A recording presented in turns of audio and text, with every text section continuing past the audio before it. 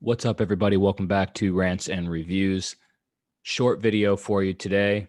It's not like I'm running out of things to say. 6 short stories, audiobook versions that you can listen to on YouTube for free. So let's get started. The first one, The Machine Stops by E.M. Forster. I gave this short story a 9 out of 10, and how to describe it.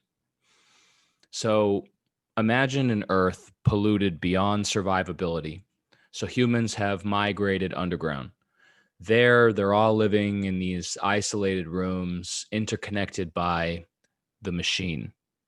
The machine provides everything needed in order to live: food, connection to other people, information, etc. Or does it?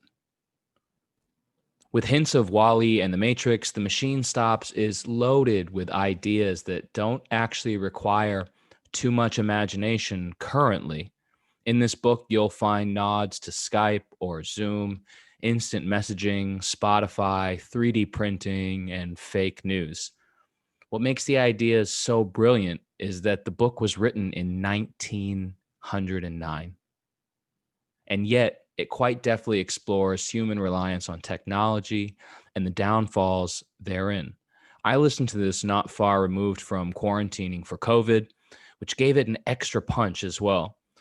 Some of the themes about video calls lacking the required human touch and the breadth over depth issue of too many shallow friends I found to be almost hauntingly relevant to modern society. This novella is absolutely worth a read or a listen.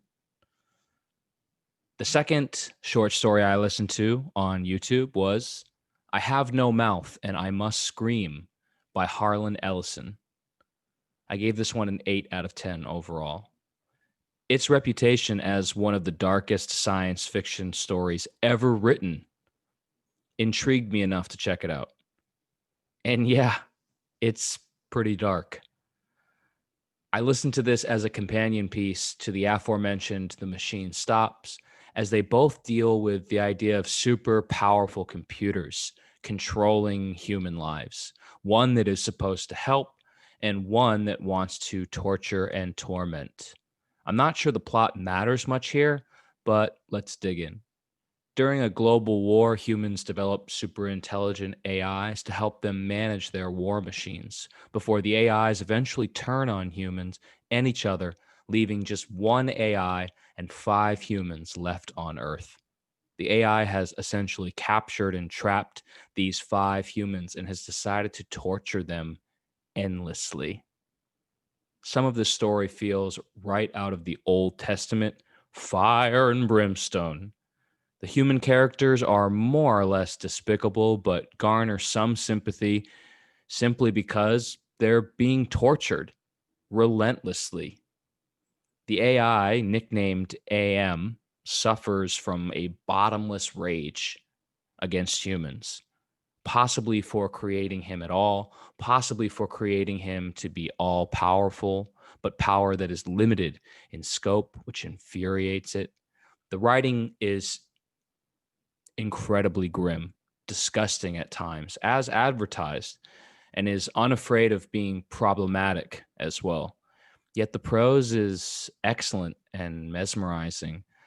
I wouldn't recommend this one for everyone, but if you have a strong enough stomach, it's definitely worth checking out. Next on the list is Harrisonbergeron by my favorite author, Kurt Vonnegut. I gave this short story a 9 out of 10. It's a humorous yet devilishly dark vision of the future where everyone is equal. The story is very short, and the real weight of it comes not so much from the specifics or even upon listening or reading, but rather from pulling on the thematic string that Vonnegut is dangling. It will stay with you long after reading. You'll be thinking about it, you'll be revisiting it, you'll be bringing it up to your friends, asking them to read it so you can discuss it. And I think that's really where the value in this story lays. Next is The Sentinel by Arthur C. Clarke. I gave this short story an 8 out of 10. Very cool short story about a beacon being left on the moon by an ancient higher intelligence. Short and sweet, with a decent build up and an ending that makes you wish for more. Luckily, there is more. The story is expanded upon, sort of, in 2001, A Space Odyssey, which is a more detailed and superior work scaffolded upon this story. Next is The Last Question by Isaac Asimov. For this short story, I gave it a 9 out of 10. Very short, very clever, very enjoyable. This is one of the most well-regarded short stories in science fiction, and I can see why. It concerns itself with the idea of entropy, the eventual and inescapable end of the universe, and also with the potential rebirth. The questions asked are interesting, although I did find the idea of all these characters so intensely worried about what will happen millions or billions of years in the future not only a bit stiff and unrelatable, but also plot convenient. The ending is what makes this story so good. It's a real aha moment that is clearly foreshadowed and still manages to be a bit surprising and thoroughly enjoyable. I can't say much more than that without ruining the story, but you can listen to it in 30 minutes. So do yourself the favor, if you haven't already, and give it a read or a listen before your son's energy runs out and we all die. Jesus, is that you? No, it's just Leo Tolstoy. What Men Live By was the short story I listened to. And yeah, it's a pleasant enough short story about a man and a wife with next to nothing who help a stranger with literally nothing. It's an optimistic tale of the power of selfless love, which is nice, but it's a little bit biblical for my tastes. So that's it. 6 short stories, 5 of which are science fiction, 1 of which is literature.